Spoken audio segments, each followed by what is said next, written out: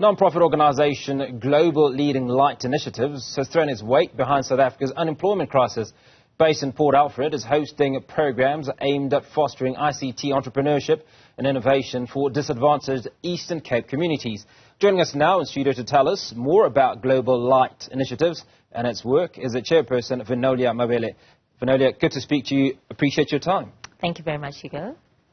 So give us an overview of this upcoming transformative programs by GLLI in the Eastern Cape, particularly focusing on objectives and targeted beneficiaries. The program is focused on women entrepreneurs whose businesses are IT related. So as you just mentioned, GLLI is focused on previously disadvantaged communities. So our beneficiaries are young women that are from the Eastern Cape, or Tambo municipality in particular. So we are focusing on youth, on children as well as on women, but because of the limitation of resources, we are going to be hosting this program for women for now, but we will be moving to our boy children and our young men. So that will be hosted from next week Monday for the whole week until the 13th. It's going to be very exciting. So let's talk about objectives. What are you hoping to achieve? You know, how many young women do you hope to speak to and impact? So the application, we received 250 applications, and they went through a very intense selection process. Ultimately, we had to select 30 young women, businesses that are doing amazing. You know, it's women that you can see that there is that drive. So those women will be now going through the process of learning how to repair your small digital technology devices like your cell phones and your tablets. The program is called the 3R Clean Tech Technology. So the 3R stands for repair, refurbish, and repurpose. So they will be learning how to actually turn your device from old to new. They can also recycle from old devices and take the parts from there to put them in a new phone, and in order to repair those devices. And it's also aimed at protecting the environment, because we know that there's hazards that comes with e-waste. So that's one of the things, that the tools that they will be receiving on how to recycle the material and collect e-waste. Did you say these young women are already in business? These young women are entrepreneurs in their own rights, and others, of course, will be trained on how to be entrepreneurs. So there will be the business aspect of it. Others, it's to improve where they are lacking, because, hence we are saying this is also to increase their income. It's also to teach them on how to run the business, because some businesses, especially in the communities, it's in the townships, I beg your pardon, the reason why they don't thrive is because of lack of resources and tools in particular. And that's why you find that most of the foreign businesses that are based in the townships, they thrive. And most of us, most of the people in the communities, they take their phones to them. But now we want to localize that and actually turn it into a reputable and profitable business for the young women. I like the concept quite a bit. And the question that comes to me is, what sort of synergies are you creating upstream? So with bigger businesses. So for instance, if we take a phone manufacturer, a phone distributor in South Africa who doesn't have a presence in the Eastern Cape, or in some of these areas where you are, obviously it will make sense for them to align them or to give agency to some of these young women. Is this part of the process that you're looking at the moment, or something that you are likely to do in the future? Absolutely. It's something that we will be looking into the future, and as well as now, because with the summit, because this will be running concurrently with the Vision Summit of GLLI, where the board members, the donors, the partners will be a part of this summit that is going to be taking place from the 8th to the 10th. Also will be taking place at Standard University. So the incubates will get an opportunity on the 10th to join those people. So they will get an opportunity to engage, they'll get an opportunity to present their businesses and possibilities of investments. So those are things that, we are looking into making sure that their businesses don't only just stay there, but there's actually investment opportunities and collaboration. Well, speaking of collaboration, you're also collaborating with Rhodes University, from what we understand. Speak to us about that and how it's likely to benefit. So Rhodes University will be taking the ladies from the second week for a week, I beg your pardon. So the first week will be the boot camp that will be taking place in Standard University, and then they will be going to Rhodes University, where they will be learning now on how to do on the repurposing and the e-waste. So the program, the Rhodes University have been a part of us since 2019, and we've got Professor Tsidi, who is the strategic partner, and she's in charge of the incubants. You've also got the Rural Tech Entrepreneurship Summit on April 10th. Speak to us about its focus. So that's the one that I've just mentioned earlier. So that one, that's where the donors and the communities are encouraged to participate, because the summit is aimed at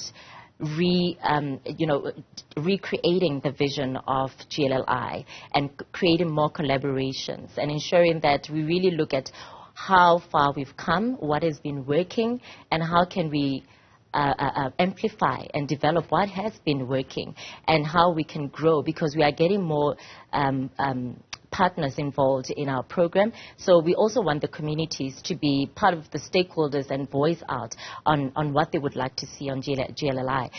So the 30 incubants, like I said, that's where we are going to be able to now get to be in touch with them. The board members are going to get to meet the 30 ladies for the first time.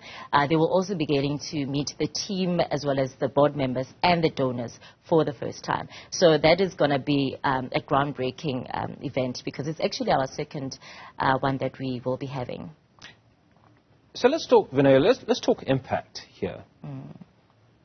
I'm fascinated by, one, the fact that this is an area, a technical area, and I'd imagine it's one of those areas where women are breaking, call it breaking new ground for want of a better description.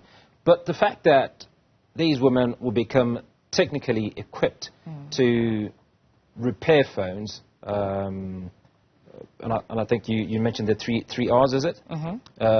Repair, refurbish, and repurpose. Yeah. So it's almost like you're allowing them or creating them an opportunity for a blank check, because beyond this, the world becomes their oyster. That is true. GLLI is very tech-focused, and even the partners are very tech-focused. We've got the PaceAble Foundation that really is more into a lot of technological development and empowerment. So that's where we are hoping that, because some of our partners are not South Africa-based. We've got partners from the Netherlands, from the US, which is PaceAble Foundation is also from the US. So, these are opportunities that we are hoping that the ladies are not... they are going to create limitless opportunities, and they're going to be able to even move abroad with their skills and experience that they will be gaining from this program. One of the biggest challenges I find or have observed with many individuals that are gifted with their hands, are able to fix phones or other things, is that the marketing aspect is sometimes the missing link. Whilst they're really good at their jobs, but they don't know how to package themselves. What is GLLI doing to teach them some of these skills, or offer them opportunities to learn how to then package the work that they do? Like I said, so there's going to be 3 legs. They will be having the boot camp now, and then there's going to be the Rhodes a section of it, the Rhodes University, and then they're going to come back again. And that's where they will be learning the business aspect of things. GLLI is very big on that.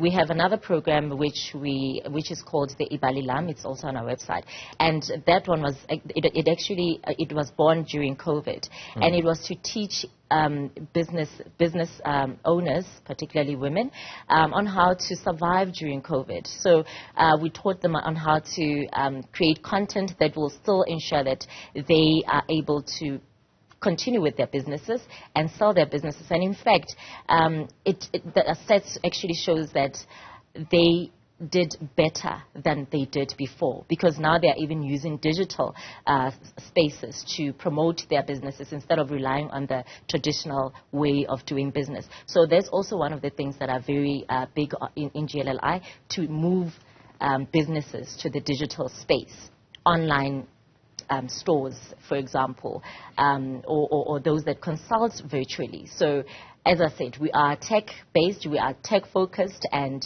that's where the future is tech, and we are living in the technology. So what strategies are these young women likely to employ to scale their businesses?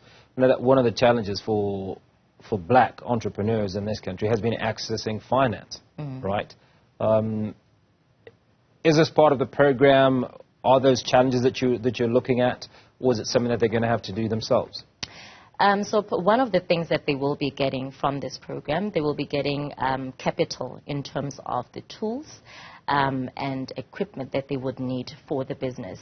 So like I said, most of the things that they struggle with as entrepreneurs, particularly township-based, is the tools, because the tools tend to be more expensive, and those that are coming from abroad, they are actually the manufacturers or the producers of those tools. So we will be assisting them with capital in terms of that. So let's talk accountability, because what happens with a lot of entrepreneurs, and the reason that many of these businesses fail, is because you turn over X amount and you want to spend it, but turnover does not mean it's profit. So is there an expectation? Is accountability part of the program? Will you be following up, checking up on these young women to ensure that they are running their businesses correctly? Yes, absolutely. The young women that have been with GLLI are still part of the alumni of GLLI, and we do ensure that they are financially literate, because that's also one of the gaps that we have noticed.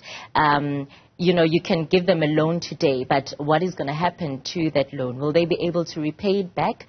Will they be able to monetize and make it profitable? So those are the key factors that we look into and ensure that they do not fall into that pool of those who do not survive in their businesses.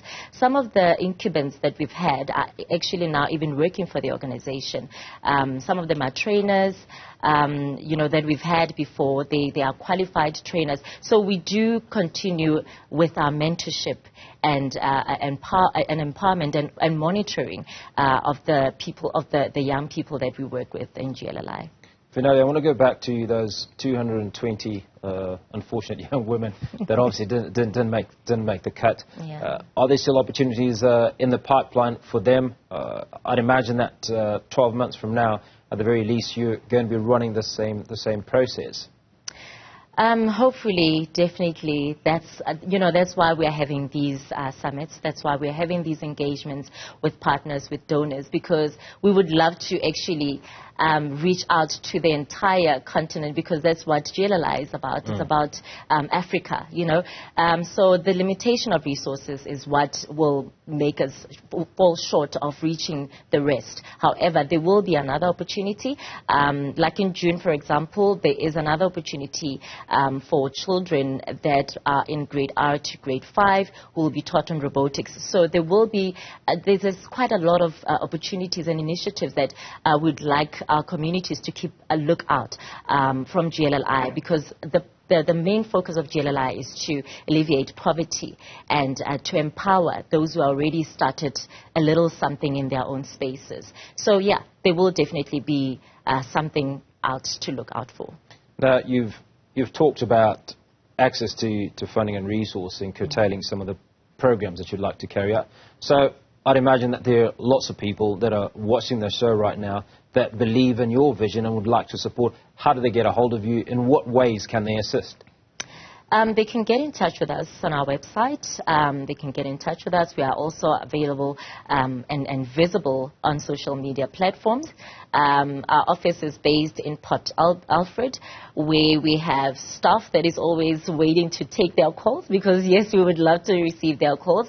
And yeah, our website is GLLI, Global Leading Light, globalleadinglight.net. So yeah, if they really want to come on board, we are looking forward to that, and also maybe to participate in the summit, because those are the kind of people that we would like to have at the Vision Summit that is taking place next week. Vinolia, it was good to speak to you. Thanks so much for coming onto the show. Thank you so much for having me.